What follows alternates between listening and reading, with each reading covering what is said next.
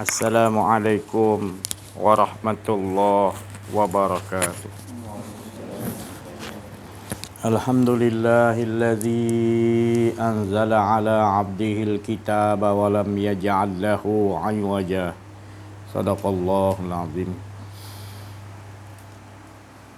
Alhamdulillahi rabbil alamin. Al-mukasyafa ghaibu lil fuqara ila siratin mustaqim. Wa fahamnaha Sulaiman wa kullan ataina hukman wa ilma wa sakharna ma'a Daudal jibala yusabbihna wa tayra wa kunna fa'ilin. Subhanaka la ilma lana illa ma 'allamtana innaka antal alimul hakim. La haula wa la quwwata illa billahil aliyyil azim.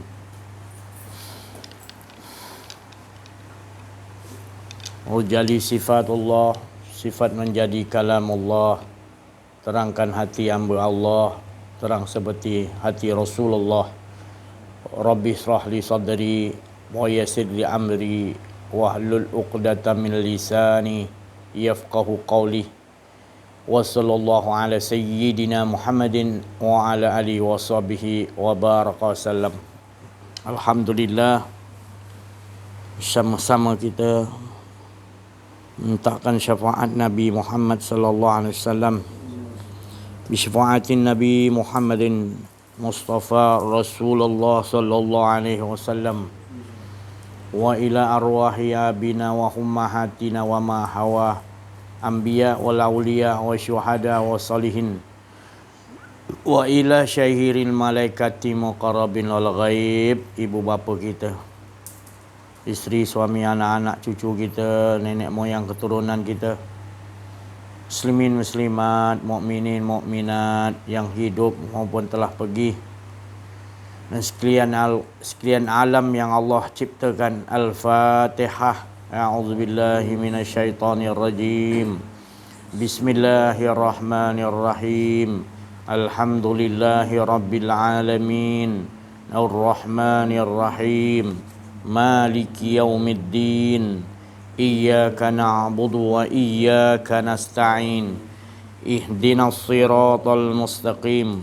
Siratal ladzina an'amta 'alaihim ghairil maghdubi 'alaihim waladdallin. Amin.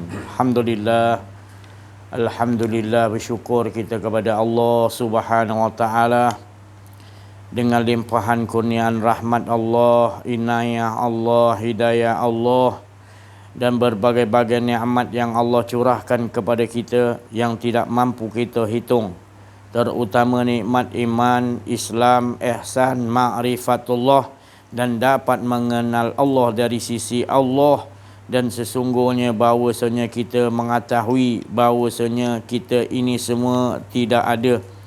Semua kita ini adalah kullu man 'alaiha fana wa yabqa wajhu rabbika dzul jalali wal ikram. Semua kita ni yang Allah jadikan sebenarnya adalah khayalan, adalah sebenarnya adalah binasa.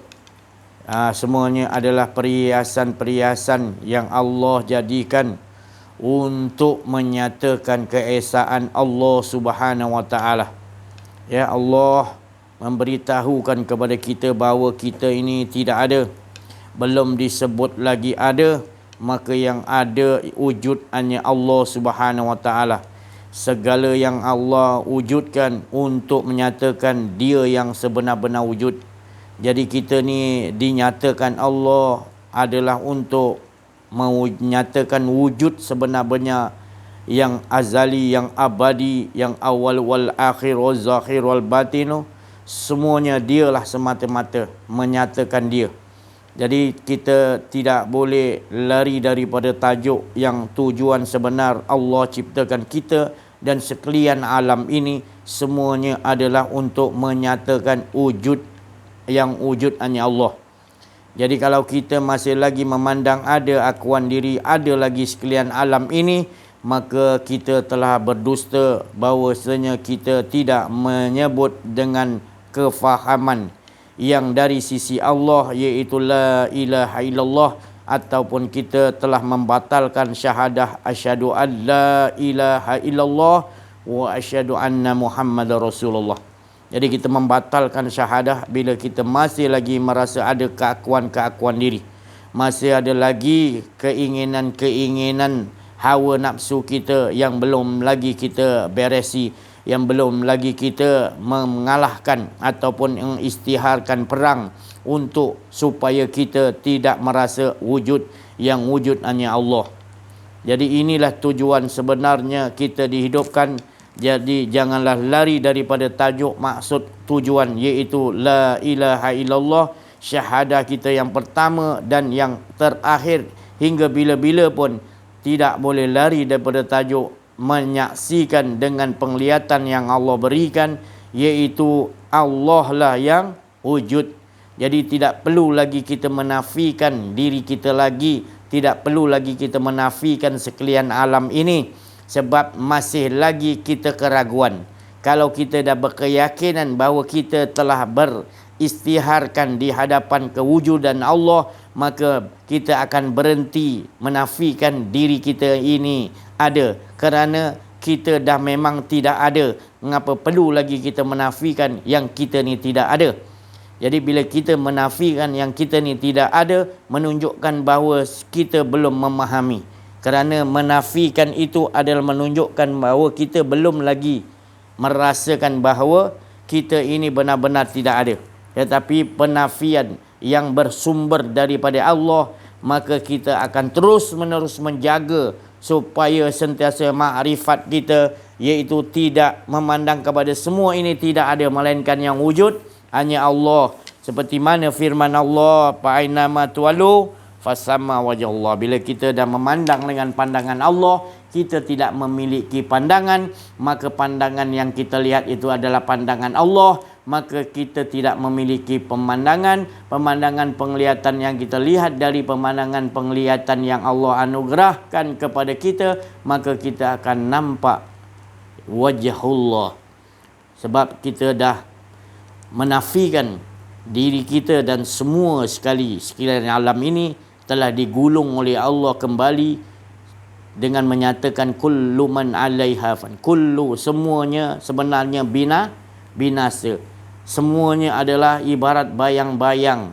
Semuanya adalah, itu semua adalah perhiasan, untuk menyatakan Allah lah yang membuat perhiasan-perhiasan. Allah yang membuat cerita-cerita. Allah yang membuatkan gambar-gambar, kisah-kisah. Satu bab ke satu bab. Untuk tujuan dia tidak lain mengesakan dirinya sendiri.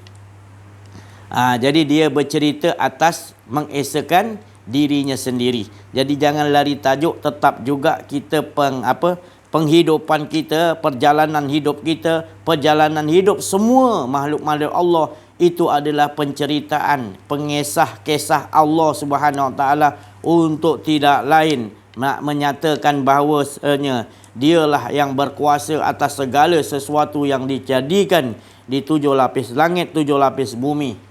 Maka kita akan bahagia bila kita merasakan yang menguruskan diri kita dan yang menguruskan sekalian alam ini adalah Allah Subhanahu Wa Taala. Sejak azali, abadi, awalu wal akhiru, zakhir wal batinu, wa huwa, semuanya bikulli syai'in qadir. Allah lah yang berkuasa, wa huwa bikulli syai'in alim. Allah yang faham, menyusun, dia maha bijaksana dan semuanya sempurna atas susunan-susunan yang telah diaturkan hingga kan daripada awal Nur Muhammad hingga semua manusia telah dimasukkan ke dalam surga dan dimasukkan di dalam neraka dan dihitungkan semua selesai pun, Allah Subhanahu Wa Taala tetap juga dalam bagaimana keadaan awalu tadi tanpa permulaan, dia cukup sempurna sampai penghabisan pun tetap dia berkeadaan sempurna. Cukup dia mengesakan dirinya sendiri, dia cukup mengabdikan pada dirinya sendiri.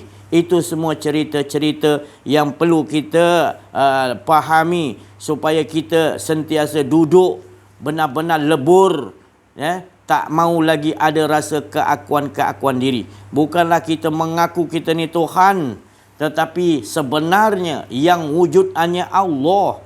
Bagaimana kita nak mengaku kita Tuhan? Kita tidak ada.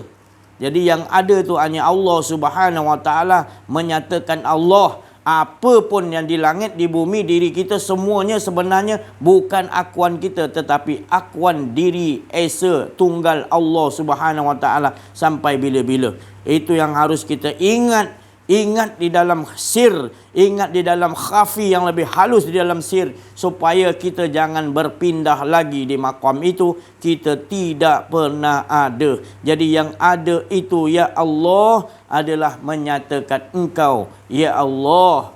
Orang-orang arif billah dia sentiasa menangis. Kerana apa dia menangis orang arif billah? Kerana dia kenal Allah Subhanahu Wa Taala daripada Allah Subhanahu Wa Taala, dan sesungguhnya Allah lah yang tahu tentang dirinya sendiri. Maka Allah bercerita kepada orang arif billah, maka mereka orang-orang arif billah memandang kepada sekalian alam di dalam dirinya dan di luar, semuanya adalah dia nampak kisah-kisah, cerita-cerita. Ibaratnya seorang pelukis yang melukis di sebuah kertas yang kosong, maka setiap lukis-lukis itu dia nampak tangan-tangan Allah Subhanahu Wa Taala yang melukisnya.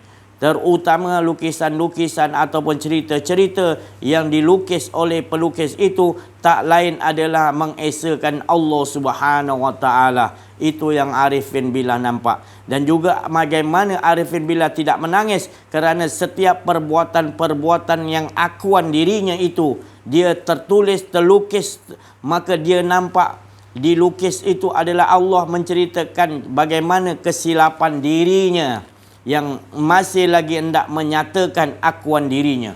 Maka mana tidak dia menangis orang arif billah itu apabila melihat sang melukis itu melihat keaiban, iaitu kelalaian, keakuan dirinya masih ada. Itu yang arif billah menangiskan. Jadi orang yang mengenal diri, mengenal Allah Subhanahu Wa Taala, arifin billah ini, mereka ini tetap ada buat kesilapan, dan mereka lebih banyak menangis bila ada satu aja kesilapan, iaitu ma'rifatullah mereka terputus, ataupun mereka sedikit nak merasa ada keakuan diri, mereka menangis yang amat sangat. Mereka merasakan benar-benar kesilapan yang besar yang mereka lakukan, dan sentiasa Allah Subhanahu Wa Taala melukiskan kesalahannya. Jadi bagi kita kecil, tapi bagi mereka orang arifin billah, ma'rifatullah mereka ukur dengan kesalahan-kesalahan seperti dosa-dosa yang nyata kita lakukan. Tetapi mereka ini lebih lagi terasa apabila makrifat mereka terputus dengan Allah Subhanahu Wa Taala.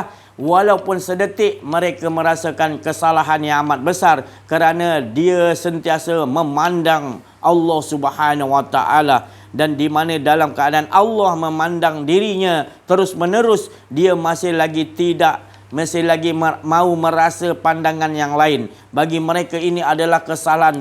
Begitulah bagaimana para arif billah mereka mengukur diri mereka sendiri. Sedikit aja kesilapan, dia mengangkat air itu, dia terasa dia yang mengangkat, ataupun dia tidak merasakan bahawa Allah yang menyuapkan air itu bagi mereka adalah kesalahan, dosa-dosa, kesilapan, kesyirikan yang besar. Inilah malapetaka yang berat bagi mereka.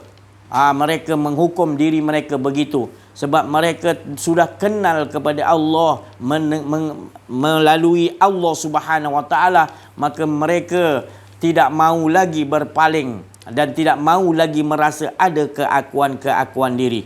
Begitulah apa yang diucapkan oleh orang-orang yang benar-benar telah sampai wusul kepada Allah, maka tidak mahu lagi doanya, tidak mahu lagi adakan keakuan diri. Seperti mana Rasulullah sallallahu alaihi wasallam berdoa, ya Allah, jangan kau biarkan aku mengurus diriku sendiri, walau sesaat, walau sekelip mata, walaupun senapas degup jantungku, ya Allah. Begitulah bila Rasulullah SAW dan juga para arifin billah, maka mereka mau mengikuti jejak langkah Nabi SAW. Ini adalah sunnah Nabi, bukan sesuatu yang baru, tetapi Nabi dan seluruh Nabi-Nabi dan Nabi kita sendiri kekasih Allah masih lagi tidak mau bermohon kepada Allah kerana berhati-hati sangat.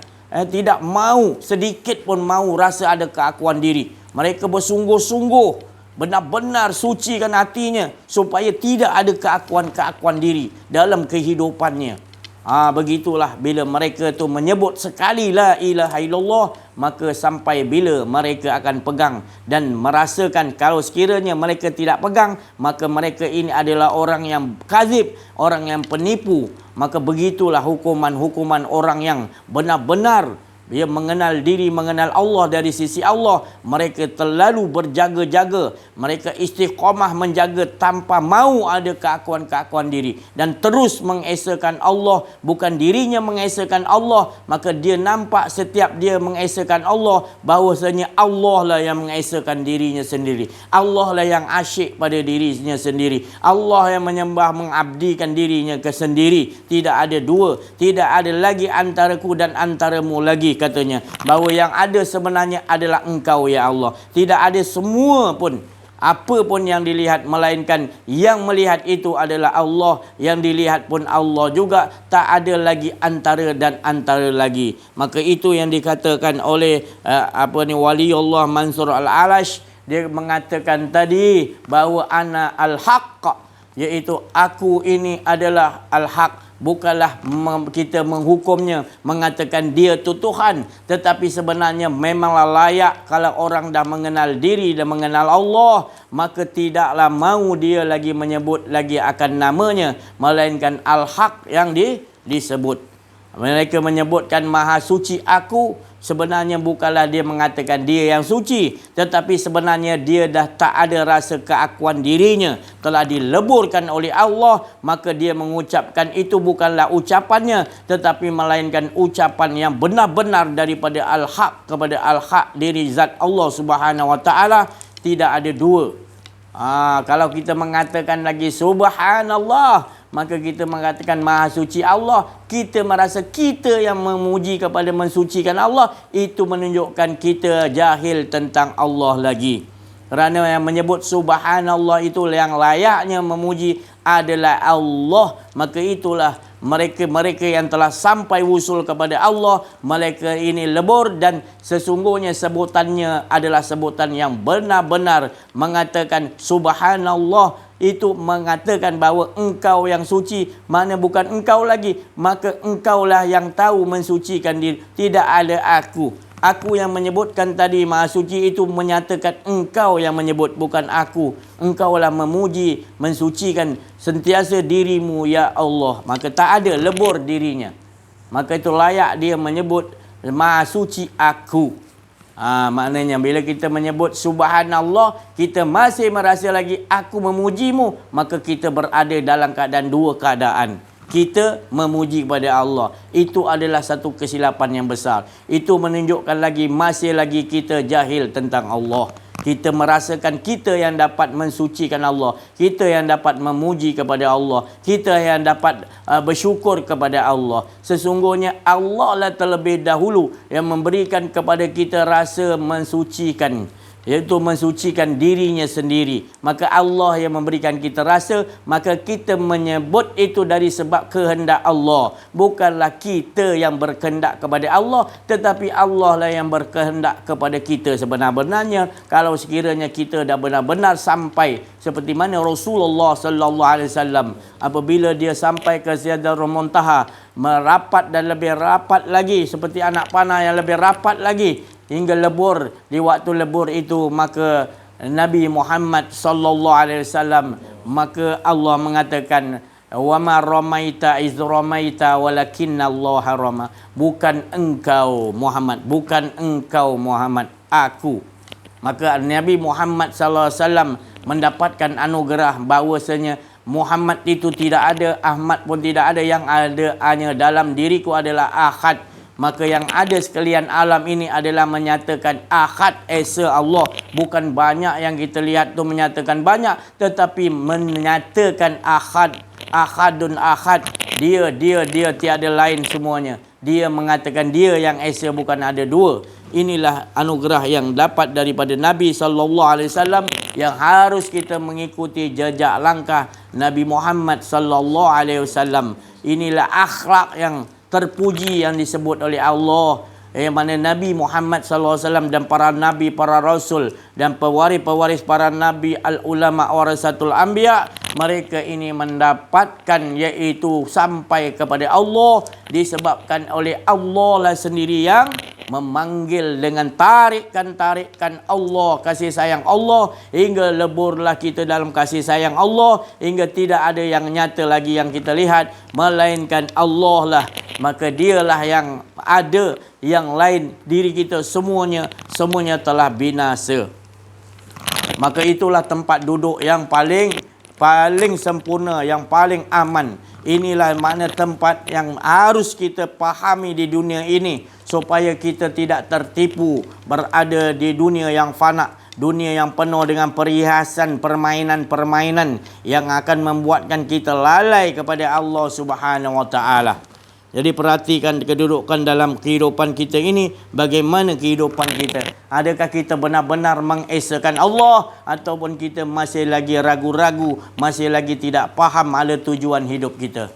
Jadi itulah pemimpin itu adalah diri kita masing-masing. Bila dinyatakan pemimpin itu adalah dia itu telah kenal diri dan kenal Allah, barulah layak dia digelarkan pemimpin ataupun khalifah. Tetapi sekiranya belum lagi dia mengenal diri, mengenal Allah, tidak tahu hala tujuannya, maka dia belum boleh dipanggil mereka ini pemimpin ataupun khalifah. Baik untuk pemimpin untuk dirinya sendiri pun dia tidak mampu. Begitulah keadaan kedudukan dunia kita hari ini. Kita tidak tahu memilih pemimpin yang macam mana. Kerana pemimpin yang sebenarnya adalah dua golongan pemimpin. Pemimpin pertama adalah pemimpin yang kenal diri, kenal Allah. Hingga mereka tidak ada merasa lagi ada rasa kehidupan. Bahawa yang dia tahu adalah semuanya adalah penceritaan kisah-kisah Allah. Maka pemimpin ini harus kita pilih dan harus kita bersama dengan pemimpin-pemimpin ini. Kerana mereka ini adalah orang yang benar-benar, yang mana 73 golongan yang dikatakan oleh Rasulullah sallallahu alaihi wasallam, maka satu ini yang dipilih. Inilah golongan yang satu yang dipilih oleh Rasulullah sallallahu alaihi wasallam, kerana mereka mewarisi iaitu akhlakku, iaitu ia tidak lagi mau ada rasa keakuan diri dan sentiasa mengesakan Allah, dan sebenarnya dia sentiasa merasakan yang mana semuanya tidak ada termasuk dirinya yang mengesakan Allah, hanya Allah, dan melihat sekalian alam ini dengan melihat waktu-waktu yang kisah-kisah cerita-cerita Allah, sedangkan dalam qalbun khafinya sembunyi, iaitu dia sentiasa mengesakan Allah seperti mana Allah mengesakan dirinya sendiri. Ini pemimpin yang harus kita pimpin, dan bakal pemimpin ini akan muncul nanti. Maka beruntunglah orang-orang yang bersama-sama dengan mereka ini, iaitu pemimpin-pemimpin yang sebenarnya.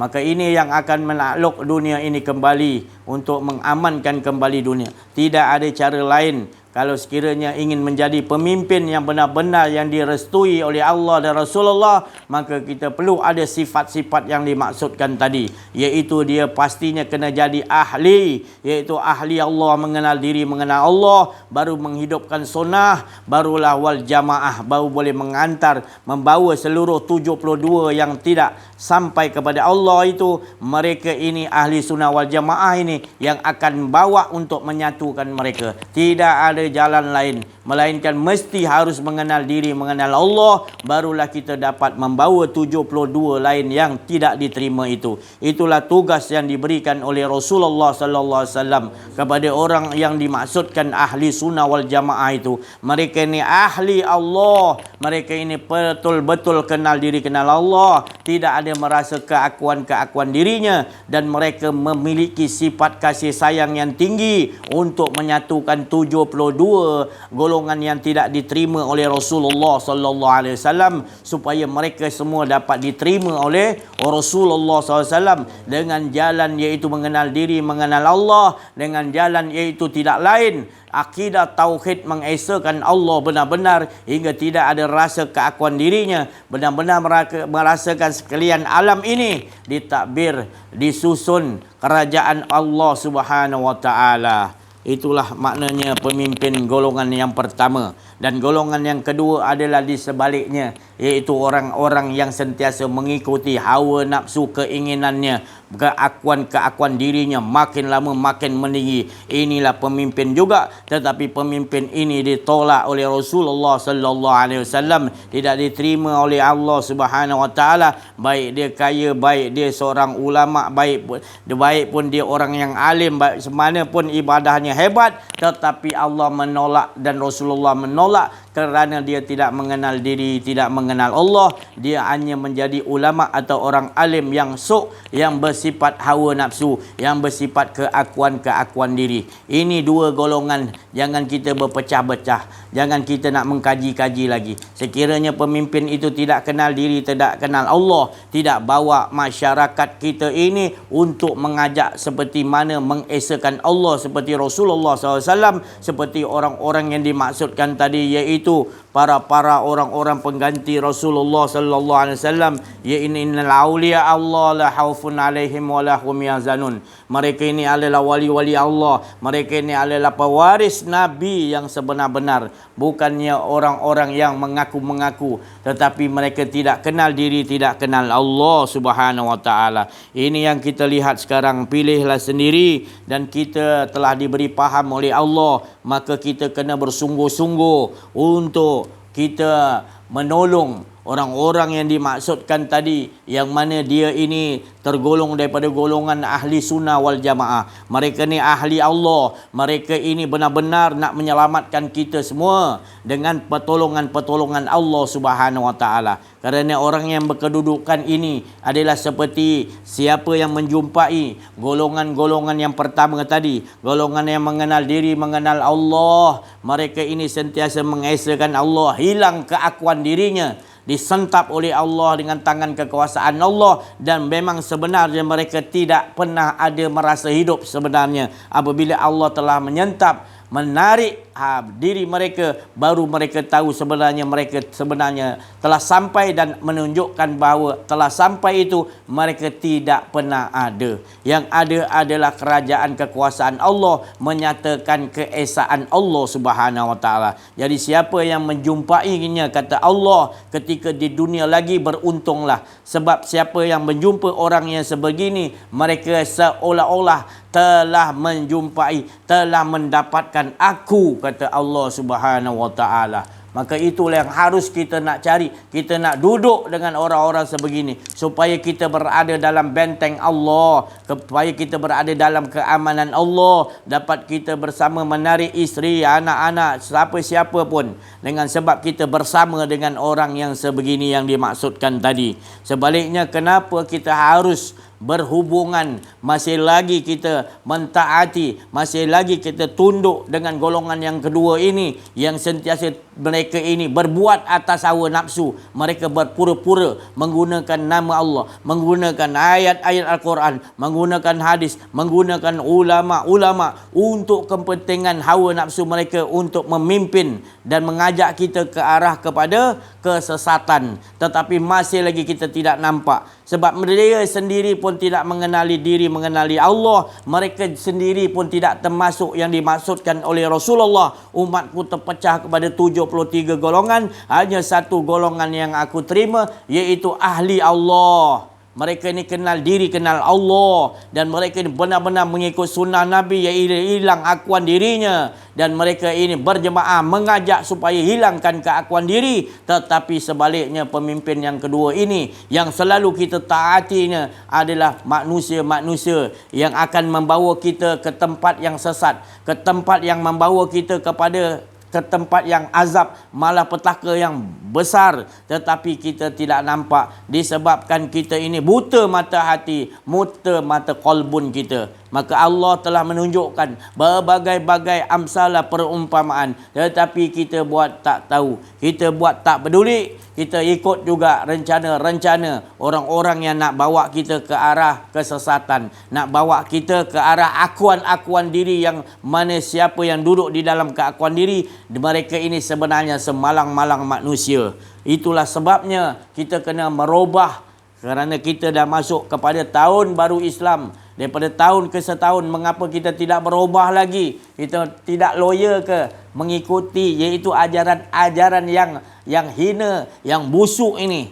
Maka tidakkah kita merasa busuk, merasa loyal dengan perjalanan-perjalanan yang membawa kita kepada kelalaian kepada Allah Subhanahu Wa Taala. Allah Subhanahu Wa Taala tidak pernah pun berpaling, sentiasa mencurahkan kasih sayangnya kepada kita, tetapi kita menutupinya dengan mengatakan kitalah yang berkuasa, kitalah yang hidup. Inilah maknanya pemimpin yang selalu kita ikut, maka ini yang akan merosakkan kita. Dan bukan saja pemimpin-pemimpin agama, pemimpin-pemimpin apa saja pun yang kita ikuti, baik dia mengaku dia seorang yang alim, dia seorang yang banyak ilmu tentang Islam, tetapi masih lagi dia jahil pada Allah, jangan kita turuti, kerana mereka ini masih lagi ada akuan-akuan diri.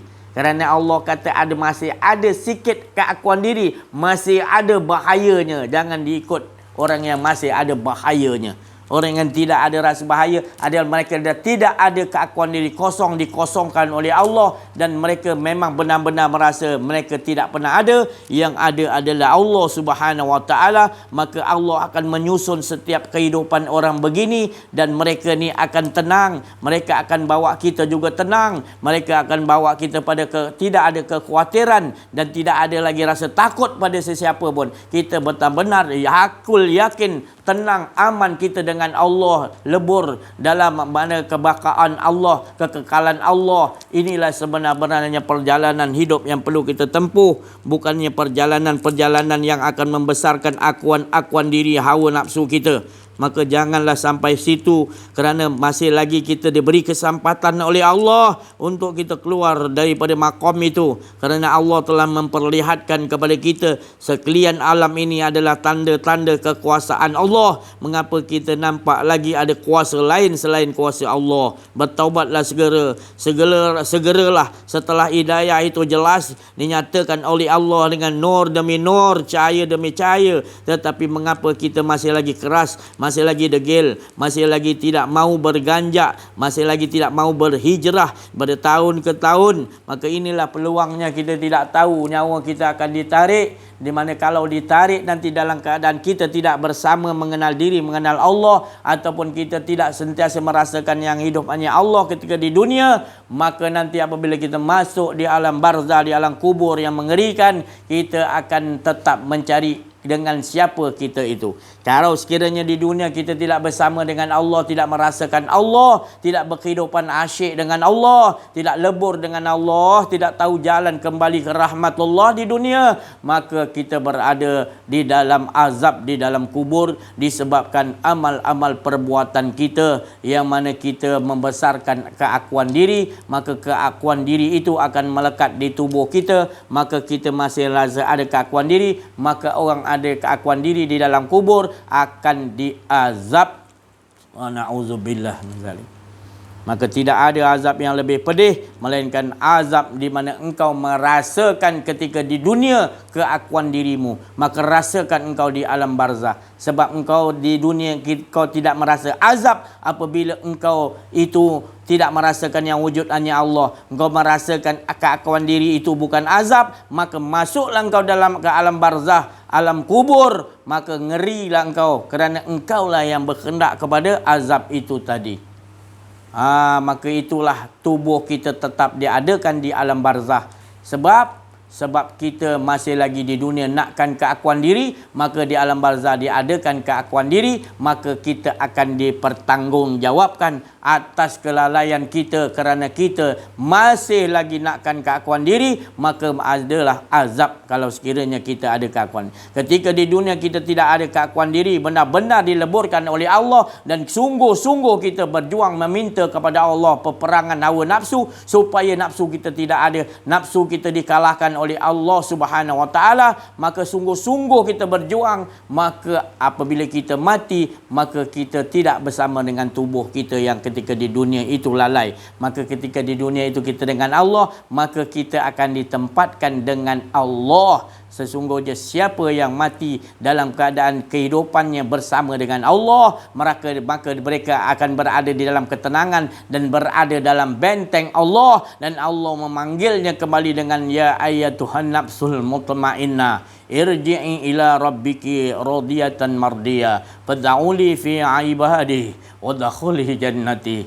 Inilah orang-orang yang beruntung ketika dia dunia lagi, dia selalu dipanggil oleh Allah dan sentiasa bersedia lebur, yang merasakan hanya Allah, mutmainnah, tenang dengan Allah, lebur dengan Allah, merasakan yang wujud hanya Allah. Mereka ni jiwa yang mutmainnah, sentiasa menyaut panggilan Allah, bersama dengan Allah, lebur, yang ada hanya wujud Allah. Maka inilah yang dikatakan yang Allah panggil, irji'i ila rabbiki. Bila Allah panggil adalah orang panggil, Allah panggil pada orang yang tidak mahu lagi keakuan diri, tidak mahu pada sekaliannya, melainkan yang dipanggil itulah penciptanya yang dihendaki. Maka dialah yang tenang, dia yang mendapat kebahagiaan di sisi Allah Subhanahu wa taala. Kebahagiaan, keindahan itu adalah lebur, tak ada keakuan diri. Maka Allah menghidupkan balik. Allah mengatakan fad'uli fi ibadi, duduklah hidup engkau bersama dengan orang-orang yang benar-benar, iaitu mengabdikan dirinya kepada aku, iaitu para rasul, para nabi, para wali Allah, orang soleh, orang siddiq,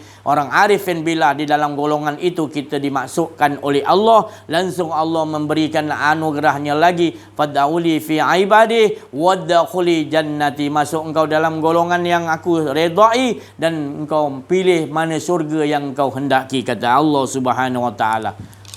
Inilah golongan-golongan yang dimaksudkan Allah bila mereka di dunia bersungguh-sungguh berperang, ikhlas, murni jiwanya, ya, benar-benar untuk mendakkan kepada Allah, sanggup merentasi lautan api. Walaupun ada lautan api dan di sebalik lautan api itu ada boleh dapat ahli Allah ataupun wali Allah, maka dia sanggup meredah lautan api itu untuk mendapatkan ahli Allah ataupun wali Allah.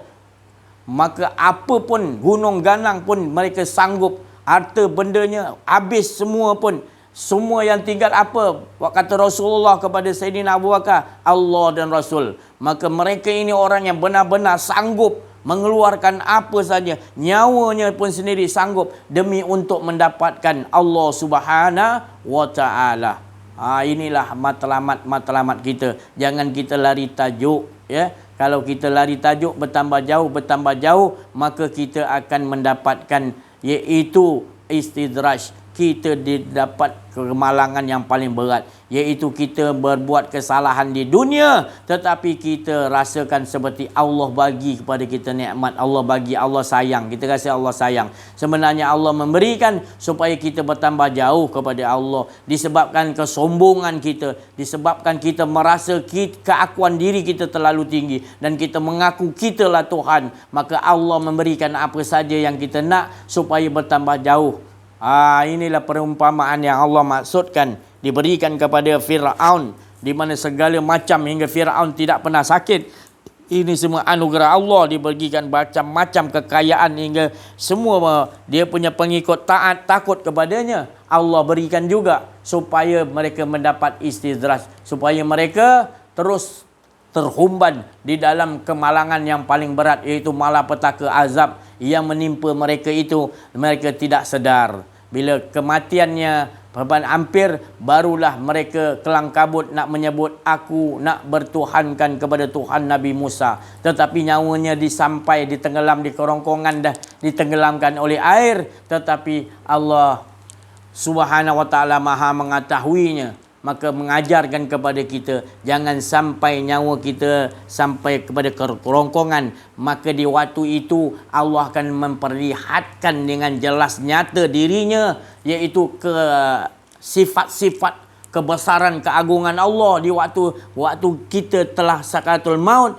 barulah kita menyesal, hidup aku balik ya Allah, aku dah tahu ada tujuan kepada Engkau ya Allah. Jangan sampai dalam keadaan kita sakaratul maut baru kita diperlihatkan Allah, baru kita menyesal minta hidup balik. Di waktu itu tidak lagi boleh untuk kita berundur sesaat dan ke depan sesaat pun. Jadi jangan menyesal lah.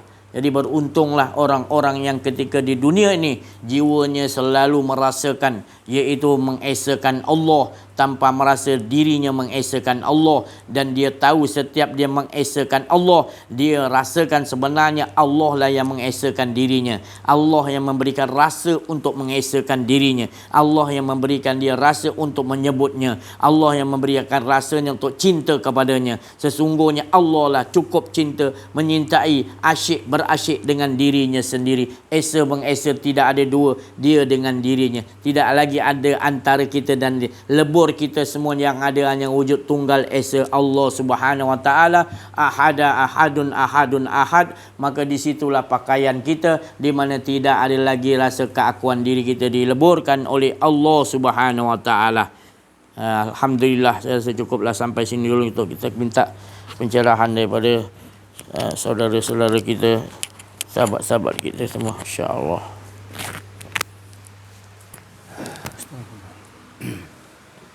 Assalamualaikum warahmatullahi wabarakatuh. Alhamdulillahirabbil alamin. Alhamdulillahilladzi hadana li hadza wa ma kunna linahtadi laula an hadana Allah. Asyhadu an la ilaha illallah wahdahu la syarika lah wa asyhadu anna Muhammadan abduhu wa rasuluh. Sallallahu alaihi wa ala alihi wa ashabihi haqqa qadrihi wa miqdarihil azim. Alhamdulillah, setinggi-tinggi kesyukuran kami panjatkan kepada Allah Subhanahu Wa Taala, yang mana dengan hidayah, taufik, inayah, limpah kurnia, rahmat dan kasih sayang daripada Allah Subhanahu Wa Taala juga, maka Allah Subhanahu Wa Taala telah meletak kita pada malam ini di majlis yang sangat-sangat mulia di sisi Allah Subhanahu Wa Taala. Itu majlis kita sama-sama nak kenal diri dan juga kenal Allah Subhanahu Wa Taala. Majlis kita nak ma'rifatullah, majlis ma'rifatullah, yang mana kita diperintahkan supaya awaludin ma'rifatullah. Inilah majlis kita sama-sama nak tingkatkan ma'rifat kita kepada Allah Subhanahu Wa Taala dengan kalimah la ilaha illallah Muhammadur Rasulullah. Itu kalimah kita nak nafikan keakuan diri kita dan isbatkan kebesaran Allah SWT, bahawa kita ni tidak ada apa-apa, tidak memiliki apa-apa dan tidak boleh buat apa-apa, satu pun tidak ada kehidupan juga. Tapi kita isbatkan kebesaran Allah SWT. Allah SWT yang membuat segala-galanya, mengatur segala-galanya, memberi kehidupan. Kehidupan yang kita ada, yang kita nampak pada zahirnya ini adalah tajali daripada kehidupan Allah Subhanahu Wa Taala. Wa mal hayatud dunya illa mata'ul ghurur. Allah SWT kata kehidupan ini tidak lain hanyalah mata'ul ghurur, iaitulah kehidupan yang menipu. Maknanya tidak ada kehidupan. Allah SWT saja yang hidup. Yang kita ni adalah tajali. Allah SWT nak tunjukkan kebesaran dia. Jadi apabila kita ada keyakinan ini, maka kita akan rasa dengan sebenar-benar hakul yakin bahawa segala-galanya Allah SWT yang beri. Pergerakan, penglihatan, pendengaran, hatta kita angkat makanan, minuman dan sebagainya. Macam Ustaz kata tadi, Masya Allah, kita nak amaliahkan dalam kehidupan kita. Apabila kita balik, kita berada di mana saja di dalam kehidupan kita, daripada kita bangun tidur sehinggalah kita tidur kembali, kita berjumpa dengan masyarakat, keluarga dan sebagainya, kita nak rasakan bahawa tidak ada keakuan diri. Bukan aku yang buat ni, bukan daripada aku. Jadi bila ada rasa yang macam ni, maka alhamdulillah, kita bersyukur. Rasa ni pun Allah SWT yang beri, yang campakkan, yang kurniakan, bukan daripada kita juga. Jadi Masya Allah, keadaan ni lah. Satu sahabat pernah juga orang tegur. Ada orang kata sahabat ni dia, mungkin saya rasa dia pun duduk dengar live ni, sahabat ni, walaupun dia tak normal. Tapi ada orang pernah kata dia ni apa banyak sangat sebut nama Allah kan. Sini macam tu. Pernah orang tanya saya kan. Sebab dia ni sikit-sikit dia kata Allah, daripada Allah. Orang hidang makanan dia kata makanan ni pun daripada Allah. Jadi orang yang hidang tu pun mungkin dia kata biar betul aku yang hidang. Tapi dia kata Allah yang bagi makanan ni. Jadi bila kita ada dalam majlis ni masya-Allah baru kita faham bahawa segala-galanya daripada Allah SWT. Inilah kita nak amaliahkan dalam kehidupan kita. Dengan hakul yakin, sebenar-benar yakin bahawa tidak ada kehidupan yang sebenarnya adalah di sisi Allah SWT. Kita nak esakan Allah SWT dengan sebenar-benar keesaan supaya kita berkehidupan 24 jam. Setiap masa dan keadaan bersama dengan Allah SWT. Kita rasa kehidupan kita ni bukan milik kita, tapi Allah SWT yang kurniakan, yang mengaturkan, yang meliputi segala-galanya. Jadi Masya Allah, bila mungkin dia dengar live ni, jadi Masya Allah, Alhamdulillah, kita bersyukurlah dengan sebenar-benar kesyukuran, tinggi kesyukuran kepada Allah SWT supaya dikurniakan kepada kita kehidupan ini. Bila kita di dunia ni bersama dengan Allah SWT, yakin dengan hakul yakin, dengan sebenar-benar yakin, maka di alam kubur dan sebagainya, insya-Allah Allah SWT akan pelihara macam mana Ustaz kata tadi. InsyaAllah itulah sedikit peringatan untuk saya sendiri dan sama-sama kita lah, dan semua pendengar insya-Allah YouTube dan sebagainya. Jadi saya akhirlah dengan wabillahi taufiq wal hidayah. Wassalamualaikum warahmatullahi wabarakatuh. Wala haula wala quwwata illa billahil aliyil azim. Bismillahirrahmanirrahim. Assalamualaikum warahmatullahi wabarakatuh. Alhamdulillahirabbil alamin. Al-mukasyafa ghaibil fuqarah. Ila siratal mustaqim, ila siratal mustaqim, ila siratal mustaqim. La haula wala quwwata illa billahil aliyil azim. Bersyukur kita kepada Allah Subhanahu wa taala pada malam yang mulia ini.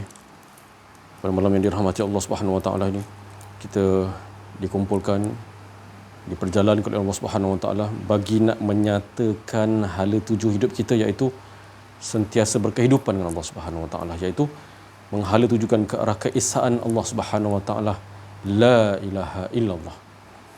Bersyukur kita seperti sabda Nabi Muhammad SAW yang bermaksud, bersurailah kamu di dalam majlis Allah Subhanahu wa taala dalam keadaan dosa kamu diampunkan oleh Allah Subhanahu wa taala, dan dosa kamu yang diampunkan tadi digantikan dengan kebaikan. Tak kira lah di dalam live YouTube ni pun kan, apabila kita bersurai pasti diampunkan oleh Allah Subhanahu wa taala, yang seperti Rasulullah beritahu tadi. Dan kebaikan itu kita mengharapkan bahawa satu kerisauan, satu takut yang Allah Taala letakkan dalam diri kita, iaitu takut adanya rasa keakuan diri. Itu yang kita nakkan, dan supaya Allah Taala, bila Allah Taala dah leburkan, tak adalah rasa kita nak nafikan lagi, tak ada, semua menyatakan dia. Sebab sekalian alam yang Allah Taala letakkan, sekalian alam yang seluruh alam yang Allah Taala zahirkan, bukan nak menyatakan kita yang ada, tapi nak menyatakan dia yang Maha Esa. Seperti yang dipecahkan la hayyun saja daripada Syekh Abdul Qadir Jailani. Hayyun saja, hidup kita ni jangan merasa kita hidup. Kan? Jadi siapa yang hidup? Allah Taala zahirkan kita hidup ni daripada nur Muhammad sallallahu alaihi wasallam, menyatakan aku yang esa.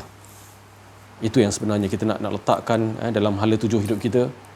Memang kita tak ada pun. Jangan adalah lagi diri kita.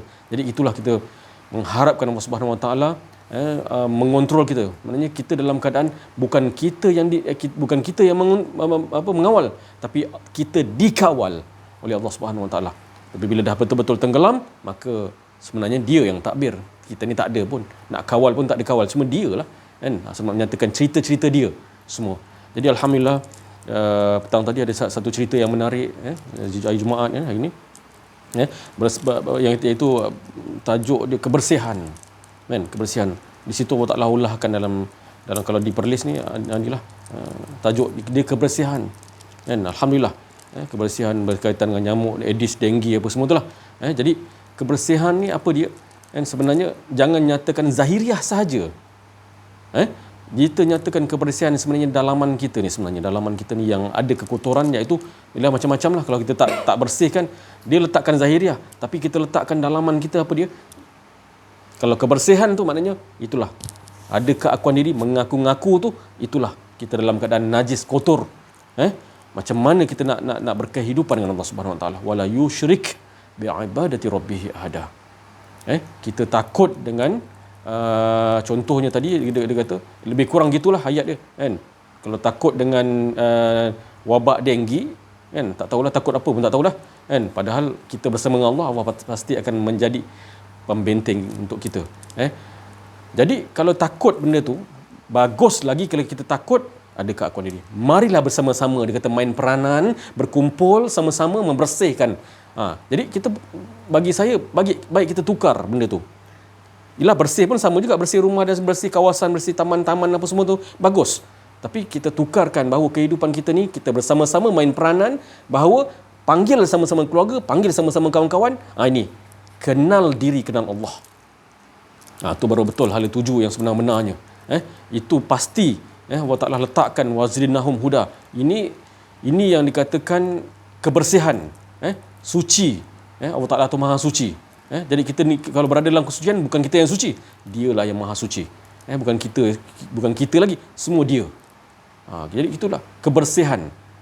Pasti Allah Ta'ala akan letakkan, apabila yang dikatakan la ilaha illallahu hizni, pembenteng tu tak ada lagi merasai keakuan diri. Semua menyatakan dia yang maha esa. Syukur kita Allah Ta'ala bagi dalam ketenangan, keamanan. Sentiasa kita nakkan perkara-perkara yang ke depan ni, biarlah dia yang atur, bukan kita yang atur. Jadi itulah kita memang Allah Ta'ala letakkan sampai dikatakan tak mampu kau. Jadi proses daripada yang Allah Ta'ala letakkan, dia akan macam-macam dia ajar kita. Dia tunjukkan yang ni, dia tunjukkan ini. Itulah menunjukkan kebesaran Allah Subhanahu Wa Taala. Jadi kita sama-sama, bila kita dah yang diperkenalkan oleh Allah Subhanahu Wa Taala ni, maka seperti Nabi Ibrahim alaihissalam minta kebesaran Allah Subhanahu Wa Taala. Jadi satu kebesaran Allah Subhanahu Wa Taala tu akan diwujudkan, diletakkan dalam diri kita, supaya itulah kebesaran Allah Subhanahu Wa Taala. Memang kita boleh minta kebesaran Allah Subhanahu Wa Taala seperti Nabi Ibrahim alaihissalam. Jadi itulah, kalau kita nak melihat kebesaran Allah Subhanahu Wa Taala, tak jauh pun, dekat je Allah Ta'ala letak, supaya kita lebih lagi bertambah keyakinan, berkehidupan dengan Allah Subhanahu Wa Taala. Sekian daripada saya, wabillahi taufiq wal hidayah. Assalamualaikum warahmatullahi wabarakatuh. La haula wala quwwata illa billah. Assalamualaikum warahmatullahi wabarakatuh. Syukur alhamdulillah, masih lagi Allah pertemukan kami di majlis talk yang tentunya memperteguhkan lagi kalimah la ilaha illallah. Jadi di sini kami tetap diingatkan supaya jangan memakai pakaian Allah. Dan pakaian kita adalah la, kita mengesakan Allah sahaja. Dia sahaja yang mentadbir, dia sahaja yang mentakdir. Jadi saya teringat di dalam talk dulu dan semalam tentang malaikat.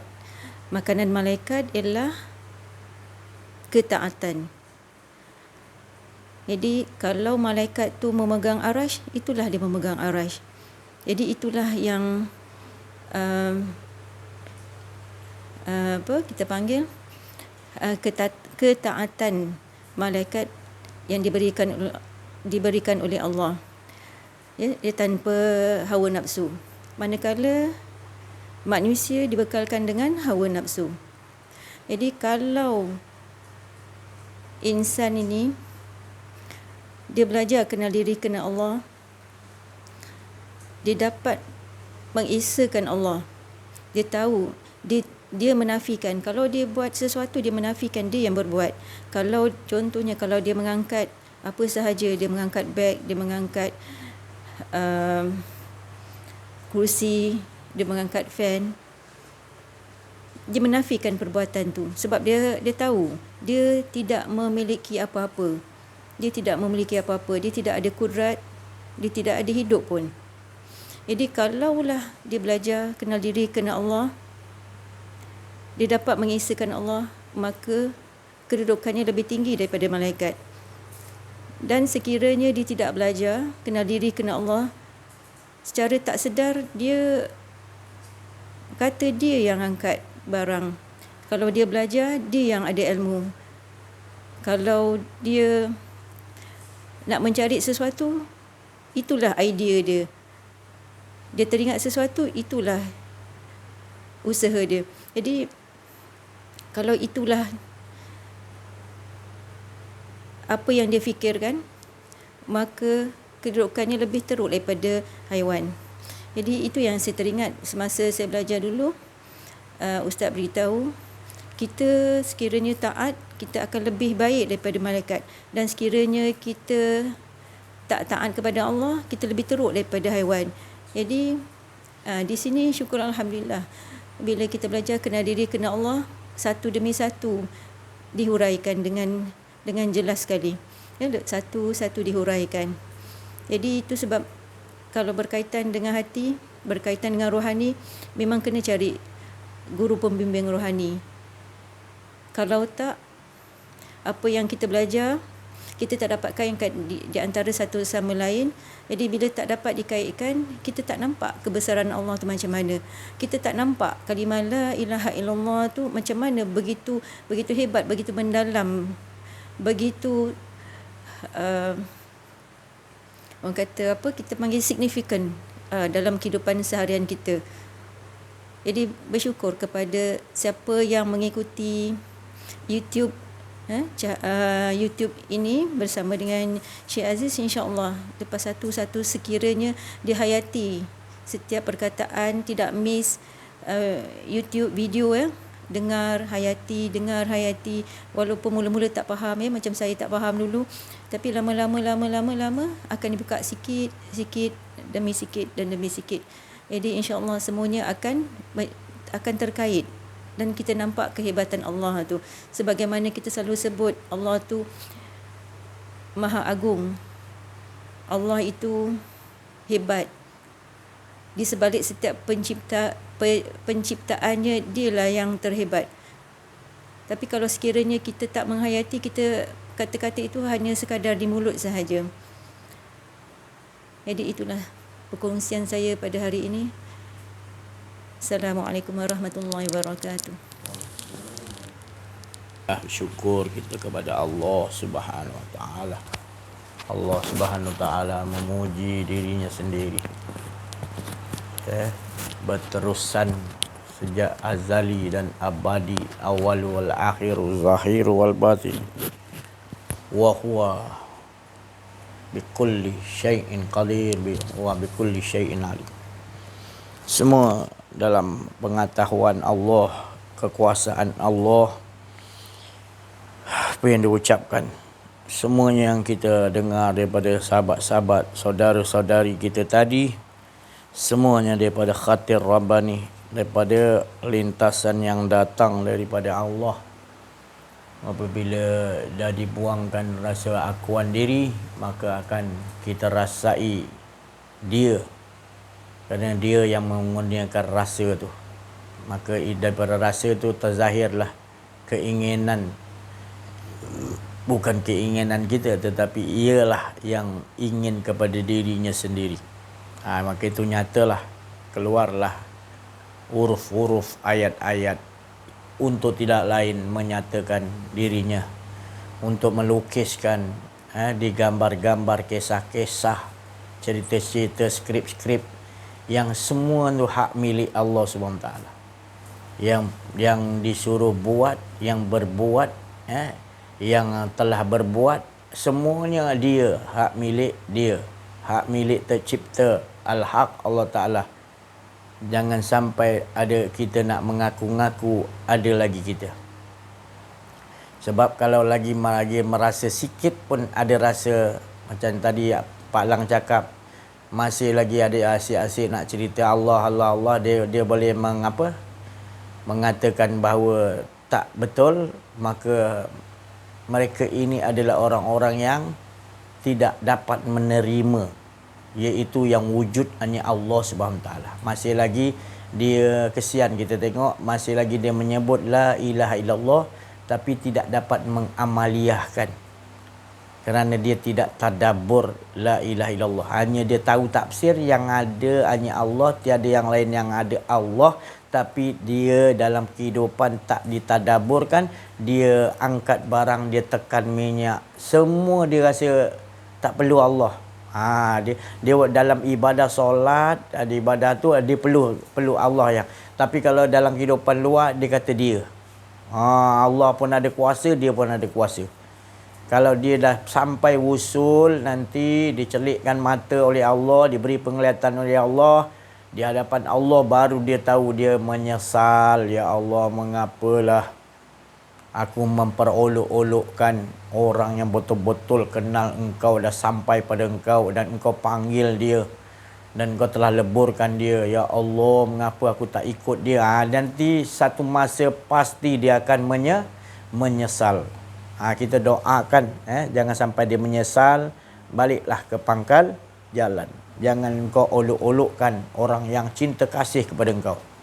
Mereka ni orang yang sentiasa merasakan Allah hingga tidak ada keakuan dirinya. Bukanlah mereka ni mengaku dia Tuhan. Kan berapa kali dah cakap, kalau kau tak merasakan dia mengaku Tuhan, la ilaha illallah tu memang pun kau tak pernah ada. Faham tak? Semua yang ada ni nyatakan Allah. Jadi kalau nak tahu betul-betul Allah tu tadi, hilangkan kau tak ada. Kalau kau nak rasa ada juga, kau takkan faham. Soalan kau sampai 10,000 tahun pun takkan selesai. Dibagi jawapan pun kau takkan selesai. Sebab kau masih lagi pakai akal. Kita jangan ikut akal, ikut hak Allah. Allah dah kata kita ni tak ada. Engkau nak lawan Allah Ta'ala, akal kau adalah ilaha illallah. Kau juga berjalan, kau bercakap, engkau yang lakukan solat, engkau lakukan puasa. Ya Allah, kau Tuhan ke? Kau Tuhan, kau boleh buat semua tu? Ya Allah, degil yang kau ni. Dah jelas dah Allah jelaskan. Kau tak ada. Pakai itu dulu. Kenapa kau ambil yang lain dulu? Tak apalah, patah balik lah. Jangan pakai akal. Pakai itu. La ilaha illallah. Ilmu tinggi pun macam mana pun kau takkan sampai selagi kau pakai akal. Dia tak boleh. Dia mestilah tak ada. Jangan lagi rasa ada. Baru datang kesucian. Alhamdulillah, datang kesucian tu tadi. Iaitu bila kau dah tak ada keakuan. Bila kau ada rasa ilmu, kau rasa kini, kau rasa kau berbuat, itu tak akan turun. Dia turun juga. Kau tak akan rasa kau menutupi. Kau rasa engkau. Padahal dia, engkau mengaku engkau. Padahal dia membuatkan tadi. Dia yang tekan minyak, dia nampak lampu merah hijau. Dia tapi kau rasa engkau mengaku Tuhan. Itu yang azab sebenarnya. Ini azab yang paling pedih. Sebab engkau mengaku Tuhan, kau tak rasa engkau mengaku Tuhan. Ini dia. Saya nak jelaskan sebab saya sayang. Bukan saya cakap ni, saya meninggi, saya cakap ni. Saya bukan sungguh-sungguh saya nak pindah lah ni, hijrah ni, pindah. Sudah. Jangan lagi merasa ada keakuan ni. Rugi. Allah yang kata rugi. Serugi-ruginya. Innal insana lafil khus. Manusia dalam kerugian bila dia wal'af. Setiap saatnya dia tetap tidak mengesakan Allah. Dia hanya akuan diri, merasa dirinya Tuhan dan dia mengharapkan imbalan daripada Tuhan. Ini semalang-malang, rugi-rugi manusia. Allah Ta'ala kata kepada Nabi SAW. Jadi Nabi tak nak kita ni rugi, tak nak kita dalam kerugian. Maka Allah Ta'ala utus Nabi SAW untuk menjelaskan. Allah jelaskan dah. Tapi dia utus lagi manusia, bukan malaikat. Manusia.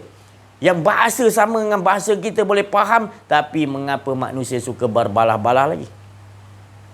Sebab dia punca dia adalah keakuan diri. Punca dia tu, ya. Tukar, jangan ada keakuan diri. Kamu degil lagi, kamu tak nak. Kamu masih lagi. Kau tinggi mana pun ilmu kau. Tarikat 100 tarikat pun kamu masuk. Yang hebat-hebatnya tarikat pun masuklah. Tapi kamu nak ada lagi keakuan diri, kamu tertipu juga. Tapi kamu tak masuk tarikat mana-mana. Tapi kamu percaya kamu tak ada keakuan. Kamulah sebenarnya lebih hebat daripada tarikat-tarikat yang orang lain masuk. Kamulah yang betulnya. Sebab kamu tahu yang ada wujud hanya Allah. Dan kamu meyakini ini sebenarnya datangnya langsung daripada Allah. Bukan daripada makhluk. Minta maaf saya cakap. Kalaupun kita bersanad tarikat ni, sanad ni sampai Rasulullah, tapi engkau ni masih ada rasa keakuan diri, walaupun 100 tarikat, masih lagi engkau belum lagi wusul sampai kepada Allah. Masih lagi ada malapetaka besar yang menimpa kamu. Jadi bukan saya cakap tak boleh masuk tarikat. Bukan tak boleh pergi solat. Tapi kamu solat itu, adakah kamu letakkan semuanya di bawah telapak kaki kamu? Tapi kalau kamu solat, masih lagi segala-gala letak dalam kolbun kamu, kamu tidak letakkan segala-galanya termasuk diri kamu, kamu pijak letak bawah, tak mau pandang, yang kamu rasakan hanya Allah, maka kamu belum solat lagi. Solat itu adalah membuangkan keakuan diri. Itu sebenarnya, bila solat engkau berjaya, inna solata tanha 'anil fahsya'i wal munkar, dapat mencegah perbuatan yang keji dan mungkar selepas solat, tu tanda solat kamu berjaya. Allah Ta'ala kata adalah tak ada lagi rasa keakuan diri selepas solat itu. Dan kamu memasuki ritual solat kembali, kamu dalam keadaan tetap tak ada keakuan diri. Kamu tak mau lagi ada. Tetap daimun. Bukan makna daimun saya cakap tak payah solat lagi fardu, bukan. Tetap menjalankannya. Kerana itu adalah perintah di atas perintah yang maha kuasa. Dia lagi seronok lah. Masuk pada solat baik yang lain, lagi seronok lah sebab hilang keakuan diri. Bagi orang yang dah sampai wusul kepada Allah, Allah tarik jazbah dia, maka dia bersyukur kepada Allah kerana Allah yang tarik, bukan amalannya. Tetapi Allah yang tarik, kasih sayang Allah tu tarikkan dia sikit aja, melebur kita dalam keindahan wajah Allah tadi yang sangat indah. Hingga kita cinta lebur kita. Tu dalam cahaya keindahan Allah, maka tak ada lagi rasa keakuan diri kita. Maknanya mati sebelum mati. Maka solat itu sendiri adalah matikan diri kamu supaya letakkan segala dunia akhirat tu berada di bawah telapak kaki kita. Iaitu kita tak pandang lah bawahnya letak bawah telapak kaki. Kita tak nak pandang dah dunia dan akhirat, surga ke neraka kita tak pandang lah waktu solat. Kita hanya pandang Allah yang segala-gala. Berdiri, rukuk, sujud semua Allah je. Dan terbawa-bawa di luar solat. Kita tak nampak dah apa cerita kat dunia ni, kat akhirat nak jadi macam mana, kita tak risau. Yang jadi risau malapetaka besar, azab yang besar bila kita rasa ada keakuan diri. Hingga kita mensekutukan Allah, mana merasa ada akuan diri. Itu kemalangan yang paling berat, lebih berat daripada neraka yang paling berat, iaitu Jahannam. Azabnya adalah lebih berat bagi orang yang kenal diri, kenal Allah, adalah mereka ini merasa ada keakuan diri, lebih azab daripada azab neraka Jahannam. Sebab mereka dah sampai, dah dileburkan oleh Allah. Dia tahu dia tak mau lagi. Memang tak ada semua ni. Yang ada hanya Allah. Dia duduk tempat benteng Allah yang betul-betul selamat, iaitu tak ada keakuan diri. Dan mereka minta tolong. Seperti mana Rasulullah mohon pada Allah sungguh-sungguh, jangan rasa la haula wala, jangan bagi aku rasa ada keakuan aku. Walaupun kau bagi macam-macam pun, segala ilmu tu ada pada engkau, engkau adalah gudang, tetap juga Rasulullah kata tolonglah Allah, sedetik pun jangan biar aku kontrol diri aku sendiri. Itu nikmat yang paling besar.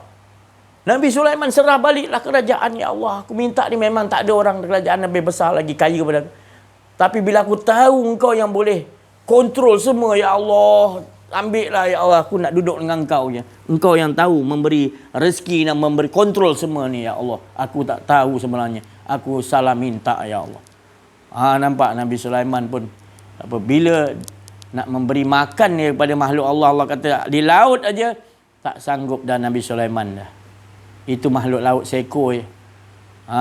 Itu maka dia tidak merasa apa pun yang Allah bagi anugerah yang besar. Dia mengatakan tadi, ini hanya kurniaan daripada Allah. Allah tu lebih mustahak lah lagi. Kalau dia ambil pun semua balik, itu aku tak jadi risau. Yang aku risau, jangan sampai Allah tak ada. Jangan sampai ada keakuan diri aku kepada yang dikurniakan ini tadi. Aku takut.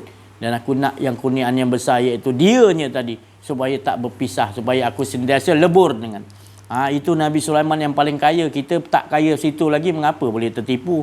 Sudah-sudahlah tu Nabi Sulaiman pun. Jadi tak ada alasan kalau kita kata. Tengok muka-muka orang-orang penyamun, penipu ni dan sekalian, kita akan lihat banyak dah. Nanti Allah perlihatkan kita. Watak-watak penyamun, watak-watak ni dah banyak maknanya. Cerita penghujung zaman, memang Allah bagi lihat dah. Kita ahli Allah ni kita akan lihat. Yang mana nak jadi pemimpin tapi tak tahu nak memimpin. Dah bawa banyak rosak pun masih lagi orang percaya lagi. Kita tengok lakonan-lakonan tu semua. Allah Ta'ala ceritakan semua. Jadi alhamdulillah kita tak menyalahkan filem-filem tu. Cerita-cerita tu. Tapi kita duduk sentiasa dengan Allah bercerita. Penghujung zamannya begitu. Kan? Makin banyak orang yang membuat kerosakan dan mengaku dia tu berbuat baik. Ya. Jadi kelakar lah kita tengok filem tu. Filem lah seronok kita tengok. Ada begini, dia buat filem macam ni pula. Kita nampak semua tu kekuasaan Allah bercerita. Kita tak nampak lagi makhluk tu ada kuasa bercerita macam tu. Keluar Dajjal ni lagi kepala penyamun lagi. Jadi kita tengok nanti ya Allah macam-macam penipuan. Sampai kan orang tu dah berpuluh tahun pergi ke bulan, sebenarnya tak ke bulan, dalam studio je. Kita pun sampai sekarang percaya juga bila dah terdedahkan Allah bukakan baru ya Allah penipu. Tapi terus juga kena tipu juga. Terus juga nak kena tipu juga. Dah tahu dah dia penipu. Penyamun. Buat kata cerita Perami, kau kan dah tahu dia tu penyangak, dia ni penyamun, yang kau pergi ikut buat apa? Itu Allah Ta'ala maknanya bagi tahu kita, maknanya kita dah tahu tu penyangak, penyamun, sebenarnya yang buat salah masalah besar engkau tu, hawa nafsu kau pergi ikut buat apa? Allah dah bagi tahu dah, duduk dengan Allah, buang keakuan diri. La ilaha illallah. Yang kau pergi duduk dengan makhluk tu buat apa? Jadi gitulah sebenarnya manusia ni suka berbala-bala. Bila sampai waktu sakaratul maut, menyesal kelang kabut, kejutan macam kena karen. Tolong ya Allah, aku hidup kau. Tak boleh lah, kena kejutan tu baru kau nak minta. Baru kau nampak kekuasaan Allah. Kejutan tu datang nak tarik nyawa kau, baru kau tahu. Janganlah menyesal di situ. Sekarang ni kami semua ini semua sayang kepada, tak ada kita nak cerita keburukan apa. Tak, kita pada sayang supaya kita dapat duduk sama-sama dengan Allah. Baru hati kita bahagia. Bukan kita cerita aib orang. Tetapi kita nak keselamatan. Supaya sudahlah tu. Sudah. Kami kesian tengok. Kami lawyer tengok perangai-perangai tu. Kami dah jemu lah. Dah cuak tengok dah. Kamu terus bersitu. Kami terus mengajak kepada mengesahkan Allah. Ada tuju dia. Kamu nak bawa rakyat ke mana? Kamu nak bawa masyarakat ke mana? Kamu sendiri tak tahu nak mengesahkan Allah.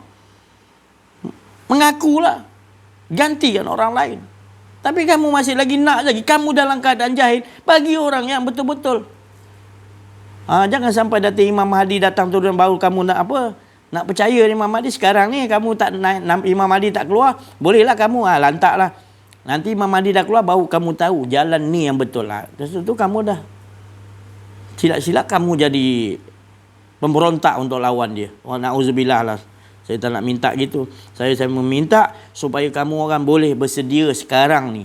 Sebab bila-bila nanti Imam Mahdi ni akan turun. Bila-bila je saat. Jadi jangan tunggulah. Sebenarnya kita ni sentiasa dengan Allah. Bukan kita menunggu Imam Mahdi baru nak pegang akidah.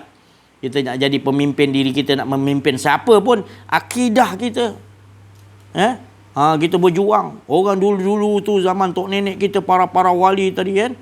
Selepas Rasulullah SAW, para wali tu sanggup daripada Indonesia, daripada mana-mana entah India jauh, yang tak ada kenderaan, hanya kenderaan laut, iaitu naik kapal, datang ke Malaysia. Untuk apa? Dia para wali Allah untuk apa? Mempertahankan akidah kita diserang oleh orang Yahudi dan kuncu-kuncunya. Jauh-jauh datang, tak perlu upah pun. Tapi dia tahu kita kesusahan di Malaysia ni. Dia datang tolong daripada Indo, daripada mana Yaman, daripada Iraq. Datang. Berdua, bertiga, berkelompok. Datang ilham daripada Allah sudah datang. Untuk apa? Betulkan akidah. Lawan tetap lawan. Ada menang, ada kalah, ada... Tengoklah. Yang pentinglah lawan. Jadi kita yang penting lawan lah. Lawan. Jangan sampai kita macam minum kopi serbuk tu tak penapis, tak ada penapis. Sekurang-kurangnya kita jadi penapis lah. Apa masuk benda tak elok, kita saring lah sekurang-kurangnya. Jangan mengiyakan semua kebatilan tu. Kita kena berjuang lah. Kerana inilah dia, Allah Ta'ala kata, bila kau betul dah sampai kepada Allah, kita dah nampak dengan kasih sayang. Jadi bukannya kekerasan, tapi kasih sayang tu. Tengok tadi orang tidak berbuat keadilan dengan benar, kita kena perbetulkan, bukan membiarkan. Kita ilmu banyak, kita apa, kita digelar ni, gelar tu. Dalam agama kita orang alim, tapi kita biarkan tak mau ajak umat Muhammad, masyarakat kita Islam terutamanya berjuang untuk akidah. Kita biarkan masyarakat kita seorang yang dikatakan alim lah, itulah, pelajaran tinggi lah kita, daripada ulama mana pun datang, orang ramai datang, tapi kita tak sedarkan umat kita, masyarakat kita tentang perjuangan akidah kita. Sedangkan dulu datuk nenek kita, dia memperjuangkan, datang musuh, sanggup daripada mana pun datang tolong tanpa perlu upah. Ya, perjuangan apa tu? Bertukar lumur, bermati-matian, berperang tu untuk apa? Untuk nak selamatkan Islam ni, akidah kita, mengesakan Allah terus. Kalau mereka tak datang, kita tak dapat nak mengesakan Allah. Jadi beruntung kita. Jadi kita kena sambung lah sekarang ni. Dia bermain cara dalaman, rahsia, iaitu sihir. Dia tak mengelusi peperangan seperti datuk nenek kita. Tapi peperangan dia lebih berat lagi, kata Nabi. Ini mula amal kubra namanya, besar peperangan. Apa tu? Cara dia tu sangat halus. Sihir yang sangat halus. Dajjal-dajjal ni arahkan tentera Yahudi, tentera dia gunakan sihir ni tadi. Melalui gelombang 5G, melalui macam-macam lagi. Dia ciptakan supaya kita takut dengan dia. Dia boleh buat macam-macam, daripada jauh dia boleh bunuh kita. Dia takut-takut dengan kita. Sebab kita dengan Allah renggang, bukan dia tu kuat. Tapi kita tu masalah dengan Allah, akidah kita. Jadi ini kata peperangan yang besar, nak membetulkan balik akidah kita. Sebab kita rasa kita sempurna, kita Islam, kita ni, kita ada ulama, kita. Padahal tu semua, saya minta maaf, saya cakap, semua tak bawa kita sedar. Tong daripada Indonesia, ini terkenal, itu terkenal. Kita pun seronok, ramai-ramai datang, ratus ribu, puluh ribu. Tapi hanya tak membetulkan akidah kita. Hanya memuaskan hawa nafsu, hawa telinga. Minta maaf saya cakap. Tidak membawa kita pada perjuangan betul-betul. Tu betulkan akidah kita dengan mengenal diri, mengenal Allah. Mereka hanya menceritakan tentang kamu datang pun kamu tak boleh salahkan dia. Dia punya bahagian gitu. Kamu yang suka macam tu, halu telinga tu tak? Dia sungguh duduk dengan pemimpin-pemimpin kita. Wah, dia ni baguslah pemimpin kita, panggil ni orang alim datang. Itu semua wayang. Ya. Yang betul-betulnya harus engkau pergi cari orang-orang yang taraf dia mengajakkan engkau mengesakan Allah 24 jam. Engkau hidup dalam kepura-puraan, dia sedarkan engkau dulu tu. Dia bagi engkau kenal diri, kenal Allah supaya engkau hanya bersama dengan Allah. Bukan dia nak ikat engkau duduk dengan dia. Tidak. Dia tak maulah engkau. Dia nak engkau dapat Allah Ta'ala. Kau pergilah hujrah mana-mana. Hujrah lah engkau. Yang penting kau dapat Allah Ta'ala, kau sentiasa dengan Allah. Dia selamatlah. Sekarang kau, mana pun kau pergi menuntut ilmu, tinggi mana pun datang, orang alim mana datang pun, kau tak dapat Allah Ta'ala. Sebab kau hanya dapat nakkan ilmu. Bukan saya cakap ilmu tu tak betul. Ilmu tu betul, tapi kau kena duduk kepada siapa yang punya hakim tadi, pemilik ilmu, keputusan tu tadi. Maka tu Sayyidina Abu Bakar kata, kebingungan aku tu tadi, yang mana Rasulullah bagi tahu, dia minta tambah kebingungan, sebenarnya bukanlah apa, supaya kita sentiasa rasakan tak ada ilmu, yang ada hanya Allah.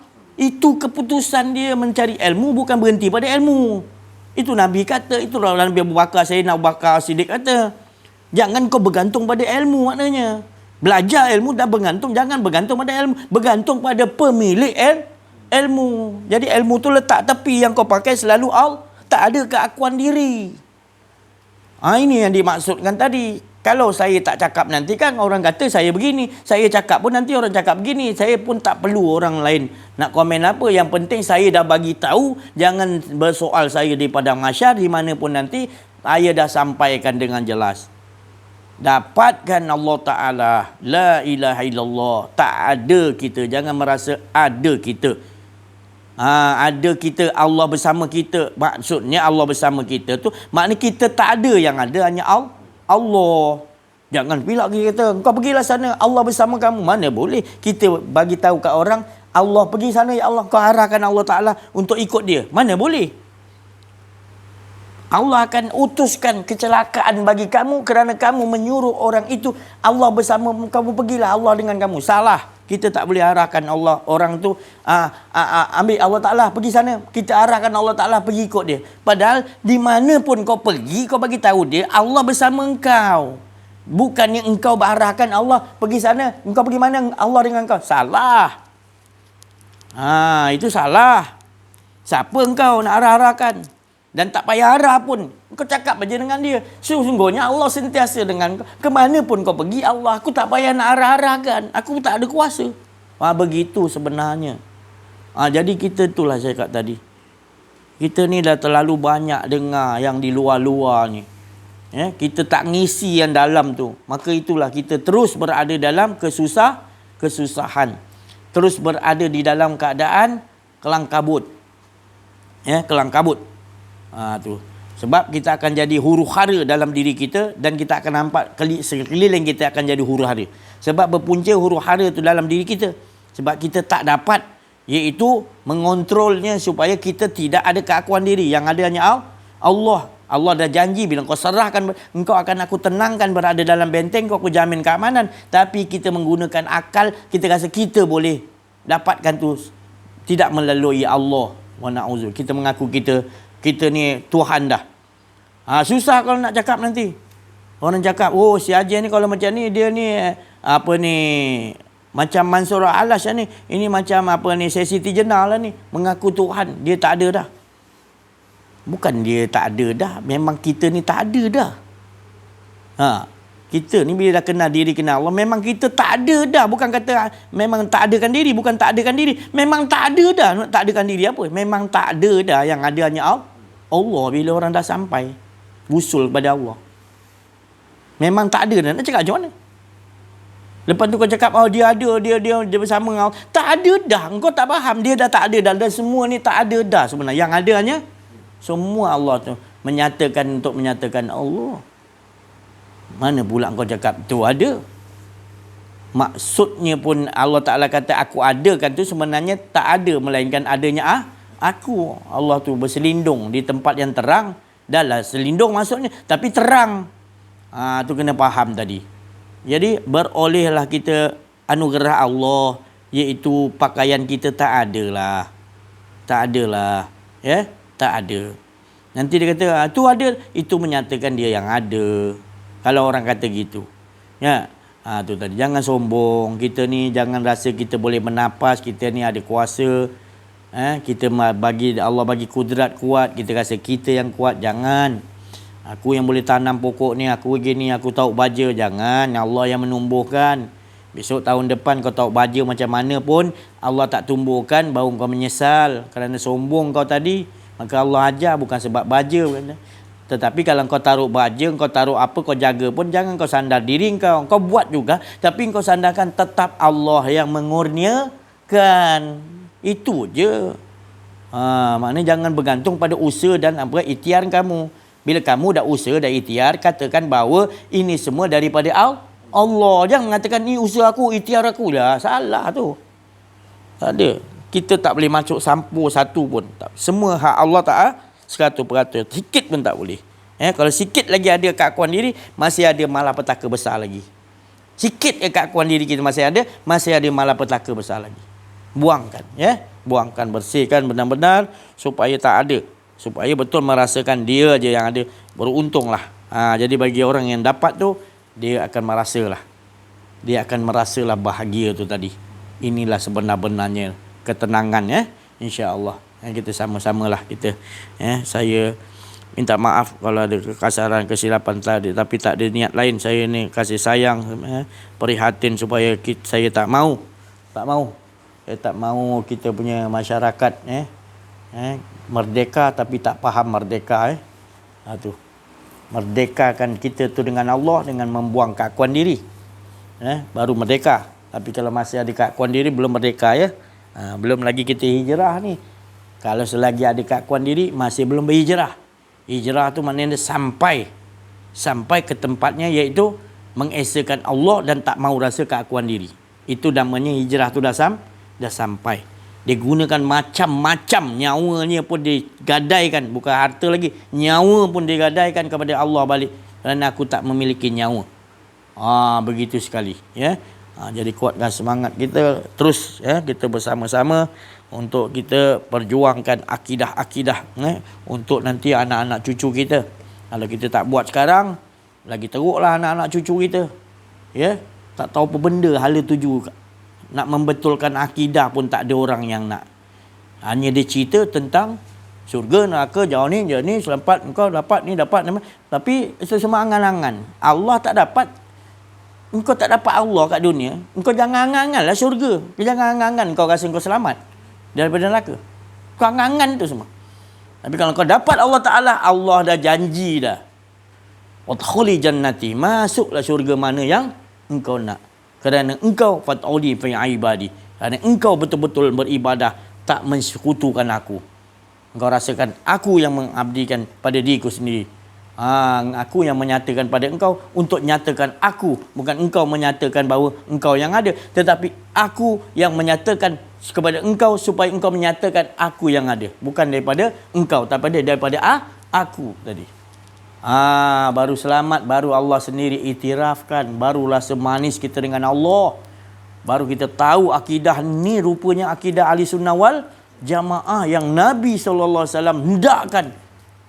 Dengan adanya ahli sunnah wal jamaah, maka Nabi mengatakan, inilah waris aku, inilah yang akan menyelamatkan 72 yang lain. Kerana mereka ini ahli sunnah wal jamaah, dan kenal diri, kenal Allah, mengesakan Allah betul-betul, bersifat kasih sayang kepada 72 lain umatku.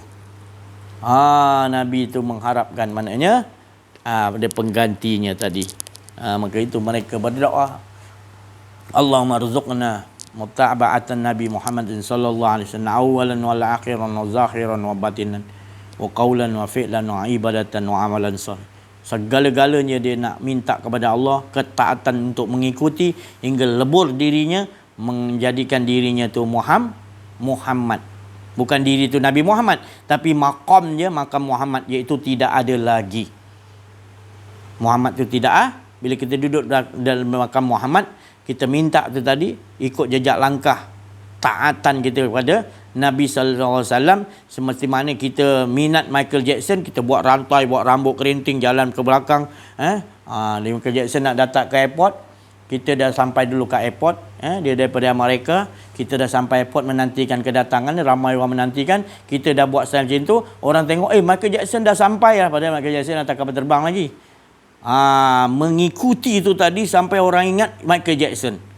Mengikuti Nabi Muhammad SAW tu sampai malaikat jadi kagum, ini cahaya Nur Muhammad ni. Mengikuti itu tadi. Muttaba'atan Nabi Muhammadin sallallahu alaihi wasallam awalan wal akhiran zahiran wal batinan. Qaulan wa fi'lan, perkataan apa saja akhlak dia, tak ada keakuan diri, dia ikut betul-betul sampai malaikat kata ini Muhammad ni. Cahayanya cahaya Muhammad. Kerana apa? Kasih sayangnya kuat. Membawa watak rahmatan lil alamin juga. Kasih dia pada semua makhluk-makhluk Allah. Tak mau buat kerosakan, kasih sayang. Sama watak ni. Gitulah dimaksudkan. Maka kita betul-betul disuruh oleh Rasulullah berdoa dengan doa itu supaya kita, bukan Nabi Muhammad masuk pada kata, tapi memang sifat tu tadi sifatullah, Nur Muhammad. Jadi sifatullah tu tadi sentiasa menyuluh kepada yang tidak nampak, untuk supaya dia nampak yang kita suluh tu adalah nyata, menyatakan yang wujud hanya Allah Subhanahu Wa Taala. Saya rasa cukuplah sampai sini dulu. Terima kasih banyak atas segala perhatian. Mohon maaf atas kekurangan kesilapan dalam menyampaikan ada keakuan-keakuan diri. Wabillahi taufik wal hidayah. Wassalamualaikum warahmatullahi wabarakatuh. Takbir. Sallu ala Nabi.